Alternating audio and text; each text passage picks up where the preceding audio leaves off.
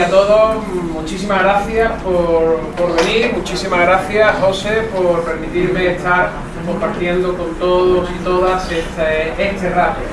Yo no voy a hablar de lo que ocurrió el día 24 de junio, creo que hay personas más cualificadas para hacerlo, como estáis viendo y como veréis a continuación, pero sí que quiero centrarme en algo que ya ha dicho José, ¿no? Y es que Melilla es una ciudad en permanente estado de excepción, y eso lo vamos a ver en muchísimos aspectos, y no solo lo que ocurre o lo que ocurrió el día 24, lo que ocurre en la valla.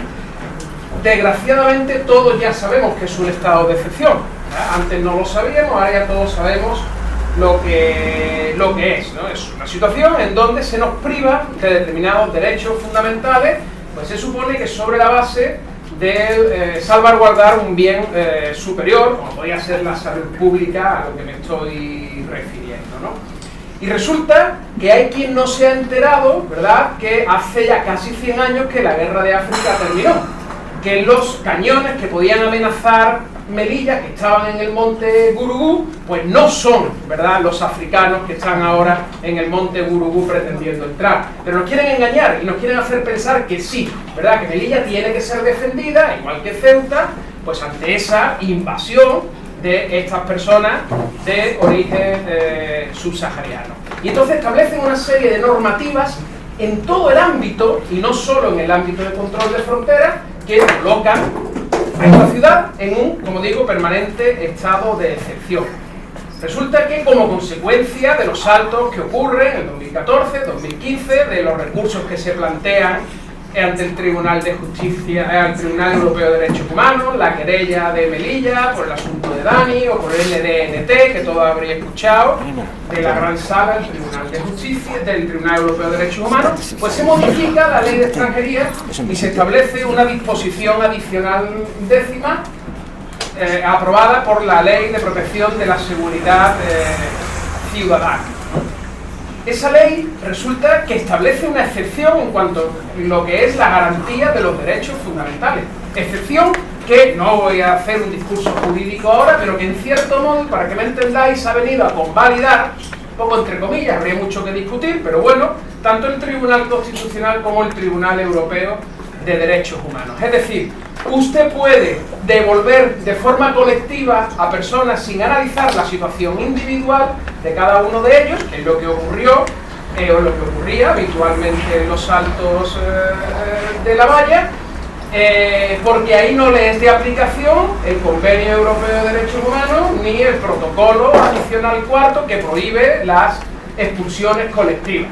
Resulta que nosotros incorporamos eso a nuestro ordenamiento jurídico, el Tribunal Constitucional viene a decir que, bueno, con determinadas garantías y demás, pero bueno, que no está mal del todo, y encima el Tribunal Europeo de Derechos Humanos, la gran sala, la que resuelve el recurso que se pone, porque la primera sala dio la razón a los demandantes, ND y NT, pero la gran sala pues viene a convalidar esa actuación, es decir, coloca en una situación de excepcionalidad en cuanto a la aplicación del propio Convenio Europeo de Derechos Humanos. Y es algo realmente sorprendente, cuando la doctrina del Tribunal Europeo de Derechos Humanos había sido muy clara. Hay varios casos que se plantearon ante el Tribunal en devoluciones o expulsiones que se habían producido en alta mar por la Marina Militar Italiana, en donde se consideró que devolver a todas estas personas a Libia sin hacer un análisis individual de cada uno de ellos era una vulneración del Convenio Europeo, del protocolo facultativo del Convenio Europeo, del protocolo adicional, perdón, del Convenio Europeo de Derechos Humanos, ¿no? El propio Comité de Derechos del Niño también ha condenado a España precisamente porque en muchas de estas devoluciones pues a los que se envían a Marruecos son a menores de edad. Pues claro, si no ha habido un análisis individualizado de cada una de las personas que devolvemos, pues podemos haber ya no solamente personas que pudieran ser beneficiarias de protección internacional. Creo que el salto de la valla del 24, los sucesos que ocurren y el salto que se produce el 24 de junio es muy evidente por la nacionalidad, ¿verdad?, de las personas que pretendían entrar en el territorio nacional. Pero es que ahí no sabemos si hay personas en situación de vulnerabilidad, si hay mujeres embarazadas, si hay menores de edad que evidentemente merecen una protección específica por parte del Estado, porque así lo dice la Convención de Derechos del Niño. Da igual. ¿Por qué? Porque es un estado de excepción en donde prima la seguridad, prima la devolución, prima la aplicación de la ley de extranjería sobre el respeto de los derechos humanos. Y eso lo estamos normalizando. Y resulta que, los juristas me regañaréis un poco, pero entiéndeme, con cierta facilidad está reconociendo el Tribunal Constitucional. Es verdad que con una serie de garantías, límites, no es el momento, pero con carácter general a la opinión pública se le da la imagen de que todo es posible en la valla con la finalidad de evitar la entrada a estas personas. Pero es que resulta que nos vamos, fijaros qué tontería, la ley de bases de régimen local. Este hombre hablando aquí ya de la ley de bases de régimen local. Sabéis que la ley de bases de régimen local permite la posibilidad de empadronarse a una persona que viva en cualquier parte del territorio nacional, simplemente acreditando su identidad con un documento como es el pasaporte, con independencia de si está o no en situación regular en el país. Todos los que venimos de la península conocemos a muchísimos inmigrantes que están empadronados sin estar en situación de regularidad. Ahora viene la situación de excepcionalidad de Ceuta y Melilla. En Ceuta y Melilla no. En Ceuta y Melilla, para poder empadronarse, ha de acreditarse que se está en posesión del visado, y así lo dice el artículo 16 de esta ley, o que se está en posesión de la autorización de residencia. Por tanto, tenemos a un número muy importante de personas que llevan viviendo toda su vida en Melilla, incluso que han nacido en Melilla, que no pueden estar empadronados. ¿Por qué? Porque otra ley de excepción, como es la ley de base de régimen local para las ciudades de Ceuta y Melilla, lo impide, lo prohíbe. Eso evidentemente significa dificultades de acceso a determinados servicios y prestaciones públicas, salud, educación, servicios sociales, etcétera, etcétera, etcétera. Una vez más tenemos el derecho del enemigo, diría el derecho penal del enemigo. Yo le quito el calificativo de penal porque no es una regulación penal, pero sí que es una regulación de un derecho del enemigo. O sea, todo lo regulo por el miedo, ¿verdad?, a ese cañón, a esa persona africana, marroquí, que está allí en el Gurú y que vaya a conquistar Ceuta o Melilla, en nuestro caso Melilla. O en el tema de la educación, que también se refería José, parece razonable, ¿verdad?, pues la propia Convención de Derechos del Niño, por la propia Constitución española, que todas las personas, con independencia de su origen, de su nacionalidad, de su raza, de su condición, tienen derecho a la educación. Parece que es algo, en principio, muy razonable y muy aceptado desde el punto de vista del derecho internacional.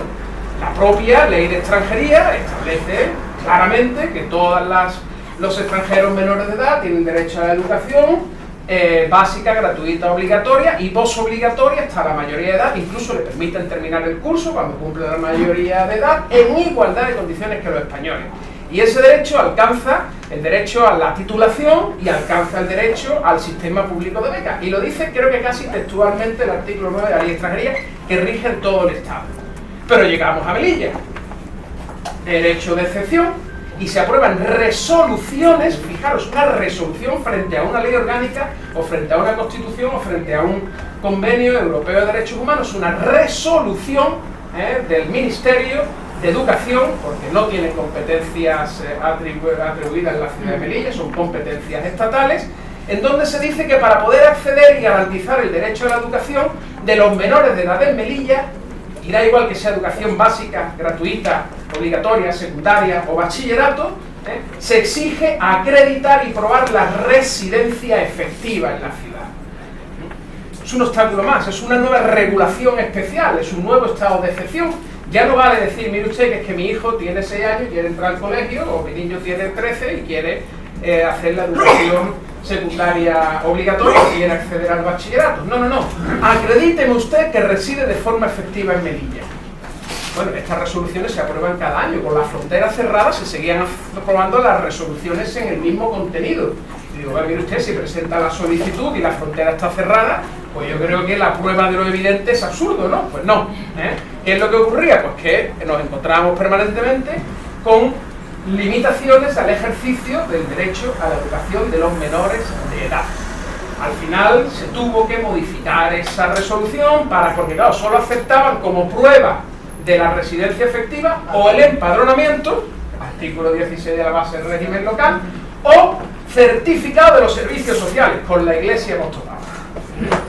¿Cuál de las dos cosas era más difícil de conseguir? Pues la verdad es que ten con ten, prácticamente no, imposible ambas, ¿no? Ahora ya afortunadamente, como consecuencia de la intervención que se tuvo por parte de PRODEIN, con el apoyo de estos abogados que ha dicho José, pues se consiguió que la resolución introduzca algo que para los juristas es tan obvio como decir o cualquier otro medio de prueba válido en derecho.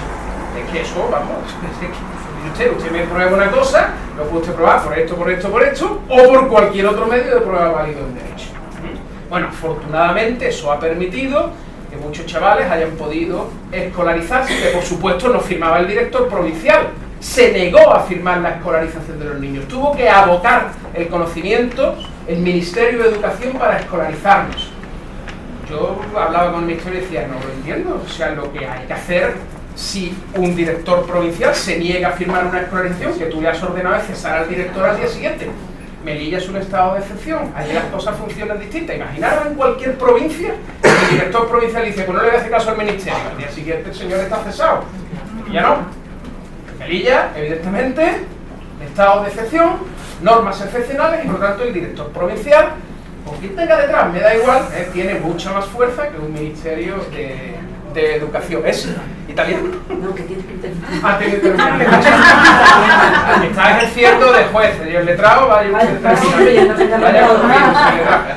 señoría, con su venia termino enseguida. Bien, bueno, eso es lo que yo quería poneros de manifiesto. Es una situación claramente de excepcionalidad, una situación donde se vulneran derechos fundamentales y donde se establece una normativa específica que dé cobertura a esa vulneración de derechos fundamentales. Y creo que es lo que desgraciadamente tenemos en esta.